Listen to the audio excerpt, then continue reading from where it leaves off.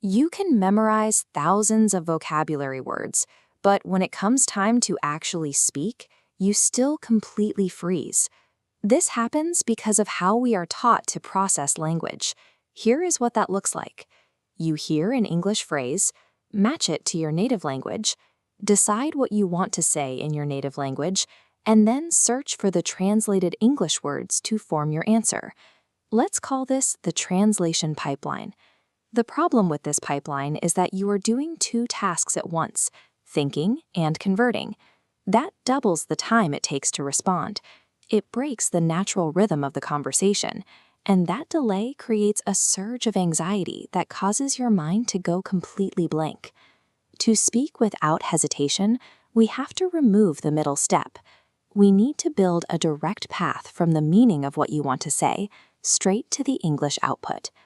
Understanding a question can tolerate a slight delay. Having a real, flowing conversation cannot. Direct thought is the only way to keep up. Before your mind assigns a name to an object, it processes the image and physical situation. If you see a cup, your brain recognizes the shape and function before the word cup even appears. We can use that trait to bypass translation entirely. This is level 1, word-level thinking. It requires you to actively label the everyday objects around you in English. Look around the room you are in right now. Do not pull up a dictionary. Just look at physical items and attach the English label directly in your mind. Chair, window, coffee. Eventually, you will look at something and realize you do not know the exact English noun. Do not switch back to your native language to figure it out. Be resourceful. If you don't know the word for a fire hydrant, just think red thing or water machine. Skipping the exact word and using a simple physical descriptor trains your brain to keep moving. You're prioritizing a continuous flow of English over finding the perfect vocabulary word. Once you name static objects, we upgrade to active movements. This is level 2, sentence-level thinking. We use a strict constraint. Only use a minimalist subject-verb-object pattern. Pick an action and force it into this pattern. I am sitting. The coffee is hot. I am holding the phone. Don't pause to calculate grammar. At first, this is going to feel awkward. Your brain will resist this constraint and try to pull you back to the comfort of translating full sentences from your native language. By forcing yourself into these simple, repetitive structures without stopping to check the rules, you develop an implicit intuition for the language.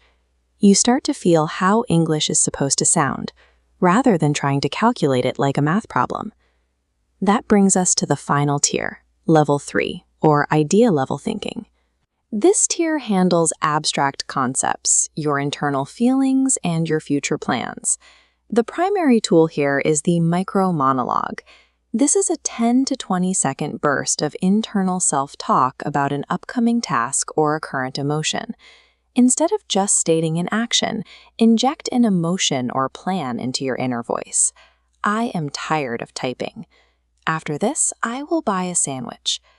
The biggest threat at this level is the urge to build excessively complex sentences. If you try to express a complicated thought perfectly on the first try, your sentences will collapse under their own weight. Start with a short, messy core idea. I disagree. Then, only if the flow allows, add a reason, because we don't have enough time. In a live conversation, communication matters far more than perfection. Thinking rapidly in broken English is vastly superior to silently translating a flawless native sentence while the other person waits. Shifting your default thinking requires frequent, short engagements rather than occasional, long study sessions. Your brain builds pathways through repeated exposure. That's why scattered 10-second micro-moments are so effective. Implement this immediately. Spend 1 minute each morning naming objects. During the day, do 5 short micro-monologues. In the evening, do a quick mental recap. Transitioning away from translation requires messy, imperfect, but highly consistent mental action. Every time you label the world directly in English, you strengthen that new pathway. Thinking in English is a skill developed through consistent mental training, and that process starts as soon as you stop the habit of translating.